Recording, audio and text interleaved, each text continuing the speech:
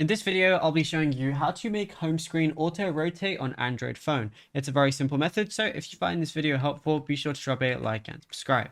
But anyways, getting into it, it's very simple to go ahead and do this. So obviously, if you're in an application, you might have auto rotate. But let's say you want to rotate your home screen as well. Then all you got to do is swipe down on the top right of your screen. This is going to show your control panel. Now I have auto rotate, like if you want it on, obviously make sure it's on auto rotate. It's going to say auto rotate. However, if you wanted to do it for the home screen and not just any applications, long press on the auto rotate button, and then you're going to see home screen as one of the options. You can even auto rotate your lock screen as well if you want to. And at this point, you can configure what you want on and off just by, having the switch. If you want it on, make sure it's blue and to the right. And that's how you know that you'll be good to go.